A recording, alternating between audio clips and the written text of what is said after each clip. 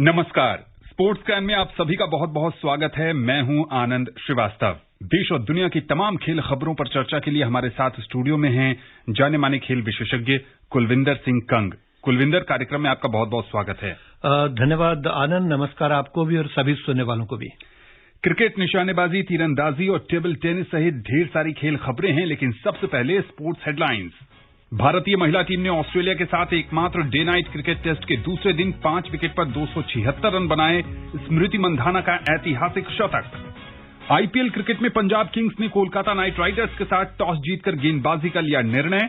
मनु भाकर ने विश्व जूनियर निशानेबाजी चैंपियनशिप में जीता स्वर्ण पदक। और भारतीय पुरुष टेबल टेनिस टीम ने 45 साल बाद एशियाई चैंपियनशिप में जीता कांस्य पदक।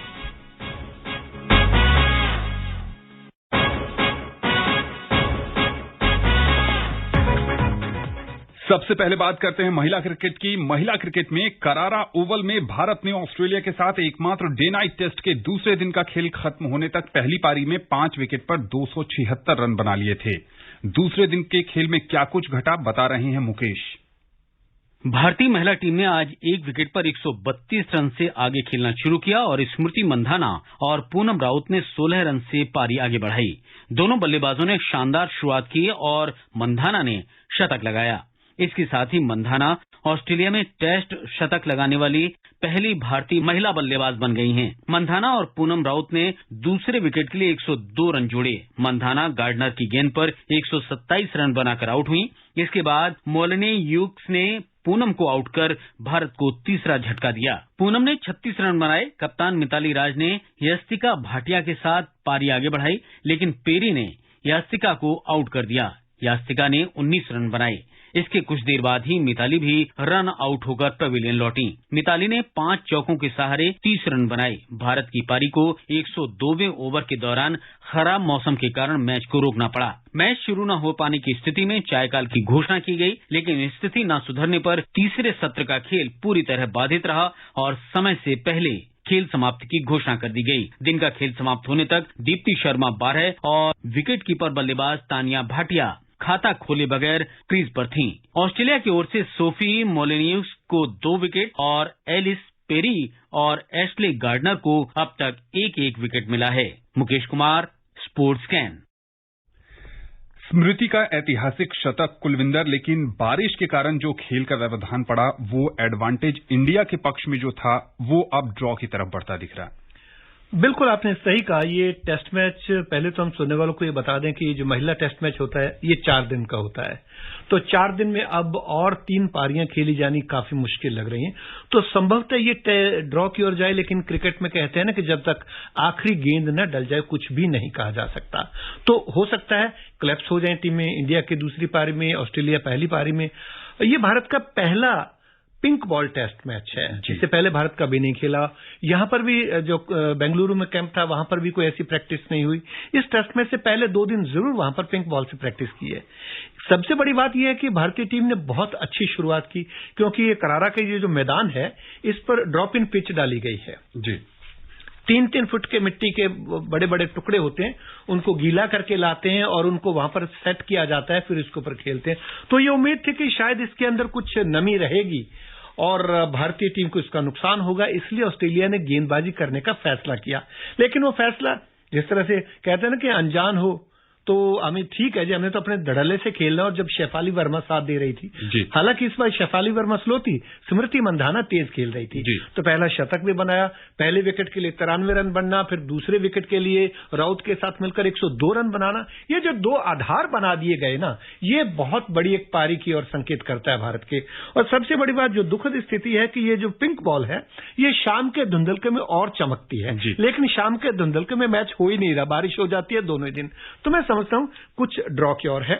और स्मृति मंधाना वाकई काबिले तारीफ बात है कि उन्होंने शतक बनाया और वो भारत की दूसरी खिलाड़ी है जिन्होंने पिंक बॉल में शतक बनाया। उससे पहले विराट कोहली ने 2019 में कोलकाता में बांग्लादेश के खिलाफ पिंक बॉल में टेस्ट मैच में शतक बनाया था। तो मैं समझता हूं भारत अच्छी पोजीशन पर है और उसके बाद जब भारतीय गेंदबाज हैं जैसे पूजा वस्त्राकर है, झूलन गोस्वामी, मेघना सिंह जो कि डेब्यू कर रहे हैं, ये तीनों मध्यम गति के गेंदबाज हैं। और इसके अलावा राजेश्वरी गायकवाड़ के ऊपर बहुत डिपेंड करता है कि रिस्ट्रिक्ट करें, और अगर ऑस्ट्रेलिया से भारत लीड ले लेता है तो मैं समझता हूं भारत इस टेस्ट मैच को जीतने का प्रयास भी कर सकता है। आनंद, चलिए देखना होगा कि तीसरे दिन भारतीय कप्तान मिताली राज की क्या स्ट्रैटेजी रहती है। क्या भारत कल खेल की शुरुआत में ही पारी घोषित करता है या फिर भारत की पहली पारी कल भी जारी रहती है। एक बात और कहना चाहूंगा कि भारतीय महिला क्रिकेट टीम पिछले 5 टेस्ट मैचों में हारी नहीं है, या तो ड्रॉ हुआ है या वो जीती है, और सबसे बड़ा स्कोर 467 रन इंग्लैंड के खिलाफ भी भारत ने बनाया है।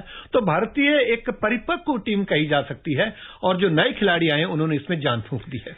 इस मुकाबले पर हमारी नजर बनी रहेगी और स्पोर्ट्स स्कैन के माध्यम से हम आपको अपडेट देते रहेंगे। भारतीय महिला क्रिकेटर ऋचा घोष महिला बिग बैश लीग के 7वें सीजन के लिए होबार्ट हरिकेन्स के साथ जुड़ गई हैं। ऋचा, जिन्होंने हाल ही में अपना 18वां जन्मदिन मनाया, वो बिग बैश लीग में नहीं खेलने के बावजूद ऑस्ट्रेलिया में खेलने का अनुभव हासिल कर चुकी हैं।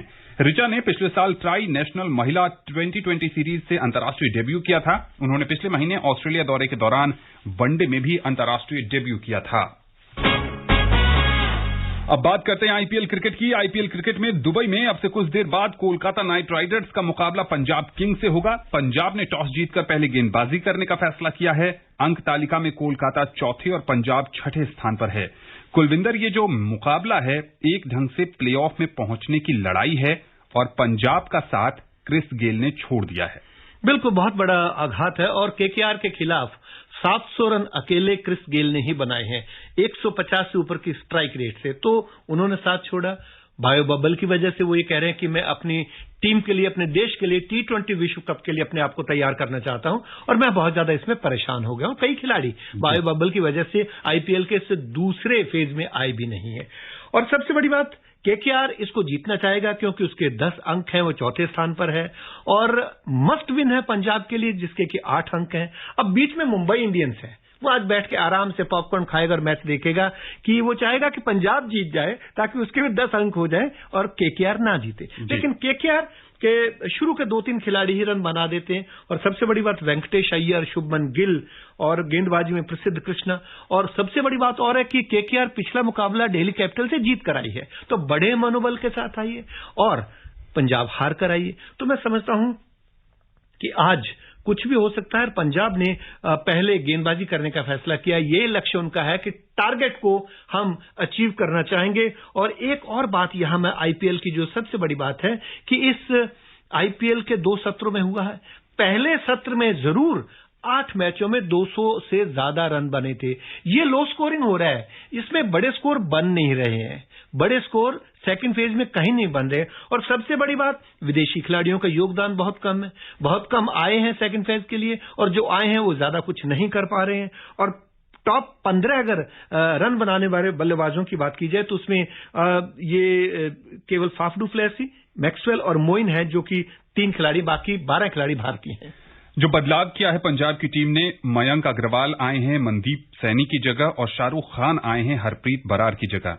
ओइन मॉर्गन ने टॉस के समय कहा कि लॉकी फर्ग्यूसन और शिवम मावी इस मुकाबले में नहीं खेल रहे हैं, उनकी जगह संदीप वॉरियर और शेफर्ड को टीम में शामिल किया गया है। और उन्होंने ये भी कहा कि आंद्रे रसल भी प्लेइंग 11 में शामिल नहीं है। तो जो इस कोलकाता ने सेकेंड पार्ट में, दुबई में जो दूसरा पार्ट चल रहा है आईपीएल का, उसमें जिस ढंग से वापसी की है, सुनील नारायण भी बल्ले से योगदान देते नजर आ रहे हैं, दिनेश कार्तिक ने भी केमियो में बढ़िया प्रदर्शन किया है। टीम वापस पटरी पर लौटती दिख रही है। बिल्कुल, टीम पटरी पर लौटती दिख रही है। और पंजाब की है कि अच्छा वाला जीता हुआ मैच भी ये हार जाते हैं, 2-2 रन से हारे हैं, 2 रन नहीं बना पाए। तो ये सबसे बड़ी ड्रॉबैक है पंजाब के साथ। और केकेआर चाहेगा कि इसको जीते, और मैं समझता हूं कि जो केकेआर की टीम आज करना चाह रही है, जिस तरह से उन्होंने बदलाव किए हैं वो, और सुनील नारायण की जो आपने बात की, उनके गेंदबाजी एक्शन देखिए, वो गेंद को ऐसे लगता है छिपा के लाते हैं, जैसे टीचर से कोई चीज छिपा के लाते थे ना स्कूल में, तो गेंद दिखती नहीं है। बल्लेबाज को समझ में नहीं आता गेंद कैसे उसने पकड़ रखी है, सीधी डालते हैं। तो मैं समझता हूं बल्ले और गेंदबाजी से दोनों से उनका योगदान अच्छा है, और इयोन मॉर्गन का बल्ला भी चलना चाहिए जो कि अभी तक शांत है, और अगर वो भी चल पड़ा तो ये केकेआर का पलड़ा थोड़ा भारी लग रहा है। जी हां, इस मुकाबले में वेंकटेश अय्यर पर एक बार फिर नजर रहेगी, और स्पोर्ट्स स्कैन के माध्यम से इस मैच के अपडेट भी हम आप तक पहुंचाते रहेंगे। कल शारजाह में आईपीएल में चेन्नई सुपर किंग्स ने सनराइजर्स हैदराबाद को 6 विकेट से हराकर प्लेऑफ में अपना स्थान पक्का कर लिया। चेन्नई ने 135 रन का लक्ष्य 4 विकेट गंवाकर हासिल कर लिया। ऋतुराज गायकवाड़ ने 45 और फाफ डुप्लेसिस ने 41 रन बनाए। सनराइजर्स हैदराबाद के लिए जेसन होल्डर ने 3 विकेट लिए। इससे पहले हैदराबाद की टीम ने 20 ओवर में 7 विकेट पर 134 रन बनाए थे।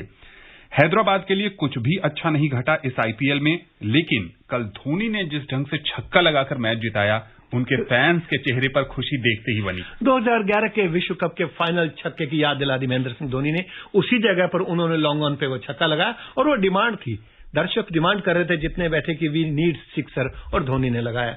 धोनी का फॉर्म में आना बहुत अच्छी बात है सीएसके के लिए, और सबसे बड़ी बात है कि ये 44 मैचों के बाद सीएसके पहली टीम बनी है, केवल 12 मैच बाकी हैं अभी, जिसने कि क्वालिफाई किया है। और एक बात मैं और बताना चाहूंगा कि 2019 में सनराइजर हैदराबाद ने भी क्वालिफाई किया था, जबकि केवल उसके 12 अंक थे, क्योंकि ऊपर की तीनों टीमें 18 अंक ले चुकी थी। तो अब धोनी की टीम नंबर 1 पे कोशिश करेगी जाने की, और उसके बाद नंबर 2 में अगर वो रहेंगे तो उनको डबल चांस मिलेगा। तो मैं समझता हूं कि ये पहली बार हुआ है कि एसआरएच यानी कि सनराइजर हैदराबाद 2015 के बाद कि वो प्लेऑफ में नहीं पहुंची है। और धोनी की टीम पिछली बार 7वीं पोजीशन पर रही थी, इस बार वो भी उनके दिमाग में था और वो बढ़िया से खेल रहे हैं। एक सवाल यहां पर, सुरेश रैना बल्ले से परफॉर्म नहीं कर रहे हैं और रॉबिन उथप्पा को आपने राजस्थान से लिया और वो अब तक बेंच पर ही बैठे हैं। क्या आने वाले मुकाबले में बदलाव देखा जा सकता है? जी बिल्कुल होना चाहिए। सुरेश रैना थोड़े से अब हेल्दी भी हो गए हैं। आप ये देखिए उनके रिफ्लेक्शन वैसे नहीं जैसे वो पहले फील्डिंग करते थे, बल्लेबाजी करते थे। निस्संदेह बहुत अच्छे रहे हैं आईपीएल में, उनके कई रिकॉर्ड उनके नाम है, लेकिन थोड़ा बदलाव जरूरी है। और कई ऐसे खिलाड़ी भी जो अभी तक बेंच को गर्म कर रहे हैं, उनको मौका नहीं मिला। तो युवा खिलाड़ियों को चेंज ओवर होना चाहिए, तो इसमें नए खिलाड़ियों को मौका मिल सकता है, जहां तक मेरा मानना है। देखना होगा कि आने वाले मुकाबले में चेन्नई की टीम मैनेजमेंट क्या नए खिलाड़ियों को मौका देती है या फिर इसी प्लेइंग 11 के साथ मैच दर मैच आगे बढ़ना चाहेगी। एक बात और करना चाहूंगा कि ये आईपीएल ऐसा है, पहली बार इसमें लग रहा है कि जो पर्पल कैप है या ऑरेंज कैप है, वो दोनों भारतीय खिलाड़ियों के पास इस वक्त है। धवन के पास है ऑरेंज कैप और हर्षल पटेल ने 26 विकेट लिए आरसीबी की तरफ से, उनके पास है पर्पल कैप। तो विदेशी खिलाड़ियों का योगदान इस बार कम रहा, ये इस बात का भी प्रमाण है। निशानेबाज मनु भाकर ने पेरू के लीमा में विश्व जूनियर चैंपियनशिप के 10 मीटर एयर पिस्टल स्पर्धा में स्वर्ण पदक जीता है। इसी इवेंट में ईशा सिंह ने रजत पदक अपने नाम किया। स्किट स्पर्धा में गनेमत सेखौं ने रजत पदक जीतने में कामयाबी पाई। महिलाओं की 10 मीटर एयर राइफल इवेंट में रमिता ने कांस्य पदक जीता। रुद्राक्ष बाला साहेब पाटिल ने पुरुषों का 10 मीटर एयर राइफल स्पर्धा में रजत पदक अपने नाम किया। महिला स्किट के फाइनल में एक अन्य निशानेबाज राइजा ढिल्लो पदक हासिल नहीं कर सकी और 6ठे स्थान पर रहीं। पुरुष स्कीट में तीनों भारतीय पदक हासिल नहीं कर सके और राजवीर गिल, अभय सिंह सेखौं और आयुष रुद्रा राजू 6 खिलाड़ियों के फाइनल में भी जगह नहीं बना सके। कुलविंदर ओलंपिक में स्वर्ण पदक की बड़ी दावेदार थी मनु भाकर, वहां पदक नहीं मिला। उसके बाद उन्होंने अपने कोच से विवाद पर भी बात की कि उस कारण उनका ध्यान डिस्ट्रैक्ट हुआ, लेकिन यहां पर चैंपियन खिलाड़ी की अच्छी वापसी। देखिए आनंद, सबसे बड़ी बात है कि छोटी उम्र की खिलाड़ी हैं, अभी 19-20 साल की हैं, तो एक अनुभव की उनको जरूरत है। धीरे धीरे अनुभव आएगा। और ये समझता हूं कि जो टोक्यो ओलंपिक में जो उनके साथ पिस्टल उनका अटक गया था, जो प्रॉब्लम्स हुई, जो इस पूरे सिनेरियो में बहुत दुखी रही होंगी, लेकिन उन्होंने ठंडे दिमाग से बैठकर सोचा भी होगा कि उनके पास आगे के 2-3 ओलंपिक हैं, तो उन्होंने केंद्रित करके अब जो स्वर्ण पदक जीता है, अब उनकी नजर आगे जितने भी, मैं समझता हूं कॉमनवेल्थ गेम्स में तो शायद हटा देंगे शूटिंग को, लेकिन ओलंपिक पे उनकी जरूर नजर रहेगी, चाहे सौरभ चौधरी हो चाहे मनु भाकर हो। युवा खिलाड़ियों का ज्यादा अब भविष्य मुझे दिखाई देता है। चलिए, मनु से उम्मीद है कि आने वाले समय में वो इसी ढंग से बेहतर प्रदर्शन कर देश के लिए पदक जीतते रहेंगी। दोहा में एशियाई टेबल टेनिस चैंपियनशिप प्रतियोगिता में भारतीय पुरुष टीम ने कांस्य पदक अपने नाम किया है। 1976 के बाद यानी 45 साल बाद भारतीय टीम ने कांस्य पदक जीता है। सेमीफाइनल में दक्षिण कोरिया ने भारत को 3-0 से हराया। मैच की बात करें तो कोई भी भारतीय पदक अपना मुकाबला नहीं जीत सका और दक्षिण कोरिया ने तीनों मुकाबले अपने नाम किए। भारत की युवा महिला टीम ने प्लेऑफ स्थान में शानदार प्रदर्शन किया और थाईलैंड को 3-1 से हराकर 5वां स्थान हासिल किया। एक तरफ सथियन है, दूसरी तरफ अचंत शरद कमल जैसा अनुभवी खिलाड़ी है।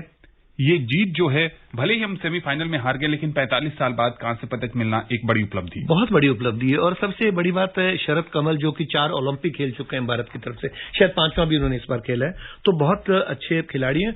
और ये वापसी है, कुछ विवाद अभी भी टेबल टेनिस में टोक्यो ओलंपिक के बाद देखने को मिले। तो मैं समझता हूं कि विवादों से खेलों को दूर रखना होगा अगर आप भविष्य में ज्यादा अच्छा प्रदर्शन करना चाहते हैं। लेकिन ये बड़ी अच्छी बात है कि 45 बरस के बाद भारत को एक पदक मिला है, तो इससे बड़ी बात और क्या हो सकती है। जी हां, और महिला टीम ने भी 5वां स्थान हासिल किया, उनके लिए ये भी अच्छी उपलब्धि है। और जैसा कि आपने कहा कि कुछ विवाद हैं, उन विवादों को पीछे छोड़कर टीम इंडिया टेबल टेनिस में भी आगे बढ़ने की कोशिश में है।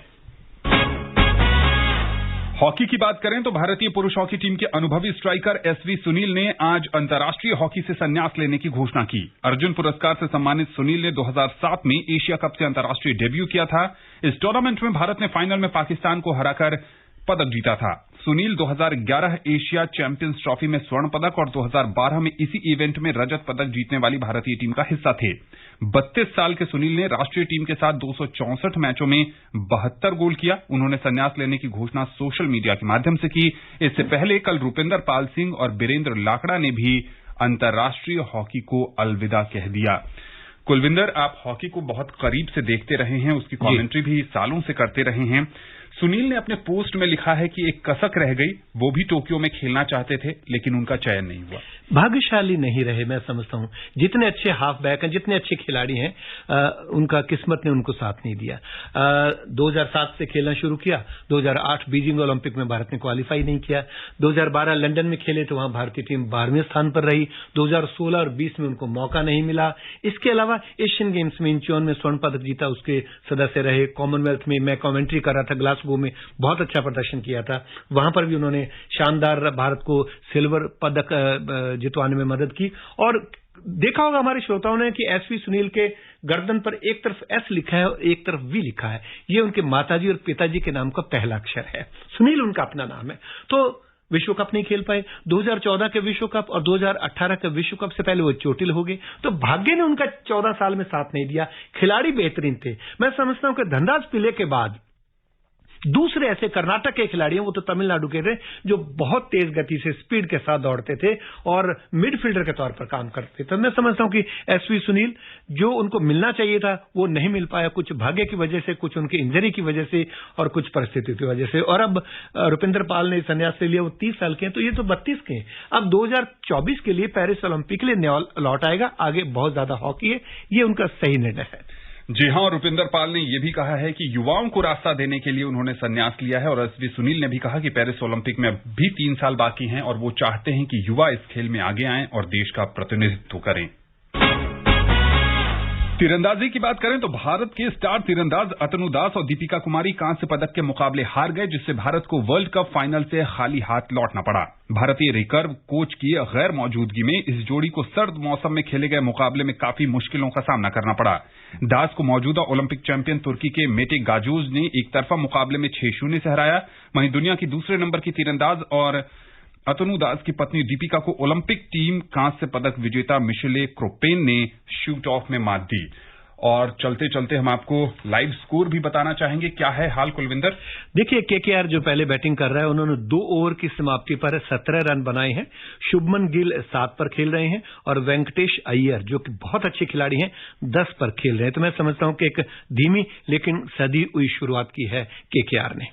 वेंकटेश अय्यर के पास यहां पर मौका है। जिस ढंग से उन्होंने पिछले मुकाबले में 40-42 रन बनाए थे और जिस तेज गति से रन बनाते हैं, कहीं ना कहीं केकेआर जो मिसिंग फैक्टर था आईपीएल पार्ट 1 2021 में, वो अय्यर ने यहां पूरा कर दिया। बिल्कुल पूरा किया है। और वीरेंद्र सहवाग ने भी उनकी तारीफ की है कि एक लंबे कद के खिलाड़ी हैं और बेखौफ होकर खेलते हैं। और ऐसा खिलाड़ी, ज्यादा उम्र भी नहीं है उनकी, और भारतीय क्रिकेट के लिए उनका उज्जवल भविष्य मुझे दिखाई दे रहा है। और पिछले मुकाबले में जब गेंदबाजी की जरूरत पड़ी थी तो ऑयन मॉर्गन ने उनकी तरफ गेंद थमाया था और उन्होंने निराश भी नहीं किया। जी बिल्कुल, गेंदबाजी भी अच्छा और एक ऑलराउंडर के तौर पर उभर कर आए हैं। जी हां, तो इस मुकाबले में अब तक का हाल यह है कि 2 ओवर की समाप्ति पर कोलकाता की टीम ने 17 रन बना लिए। तीसरे ओवर की पहली गेंद पर 1 रन बना है, यानी 18 रन। कोलकाता की टीम अगर ये मुकाबला जीत जाती है तो प्लेऑफ की जो रेस है वो और रोचक हो जाएगी। पंजाब के जीतने के बाद मुंबई के लिए अच्छी खबर होगी। देखना होगा कि ये मुकाबला कौन जीतता है, हम आपको कल बताएंगे। कुलविंदर, स्पोर्ट्स कैन से जुड़ने के लिए और विशेषज्ञ राय साझा करने के लिए आपका बहुत बहुत शुक्रिया। नमस्कार, शुभ रात्रि। स्पोर्ट्स कैन का आज का अंक यहीं समाप्त होता है। कल आपसे होगी फिर मुलाकात। तब तक के लिए पूरी टीम को दीजिए अनुमति। नमस्कार।